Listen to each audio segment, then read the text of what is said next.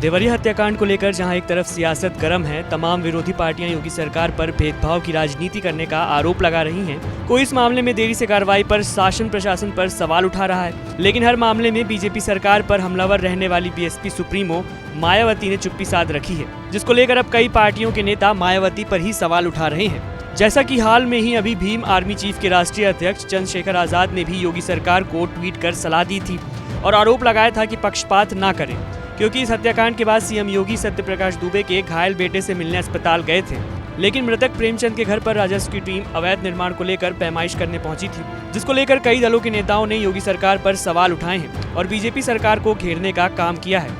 लेकिन पूरे मामले में अब तक बीएसपी सुप्रीमो मायावती की कोई भी प्रतिक्रिया न आना कई दलों को खटक रही है, जिसको लेकर कुछ राजनेता इसे मायावती का बीजेपी की तरफ झुकाव बता रहे हैं। राजनेता कह रहे हैं, अब कहाँ गई मायावती, बयान नहीं दिया तो कम से कम एक ट्वीट ही चस्पा कर देती। इस तरह से अब मायावती की चुप्पी को लेकर भी तमाम दल मायावती को घेरना चालू कर चुके हैं। वैसे तो मायावती पर सवाल उठने लाजमी है, क्योंकि जहां इस मुद्दे पर सपा प्रमुख अखिलेश यादव योगी सरकार की कानून व्यवस्था पर लगातार सवाल उठा रहे हैं, लेकिन कभी इसी सूबे की मुखिया रहने वाली मायावती अब तक इस घटनाक्रम को लेकर म्यूट है।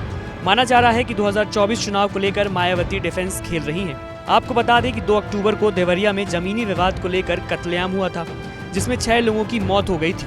वहीं मामले में 27 नामजद और 50 अज्ञात के खिलाफ केस भी दर्ज हुआ था, जिसमें अब तक मुख्य आरोपी समेत 21 आरोपियों को पुलिस ने गिरफ्तार कर लिया है और आगे की कार्रवाई में जुट गई है। मायावती का अब तक मामले में चुप रहना बहुत कुछ कहता है, लेकिन अब सवाल ये है कि तमाम पार्टियों के सवाल उठाने के बाद भी मायावती चुप रहती हैं या आगे आकर मामले में कोई प्रतिक्रिया देंगी।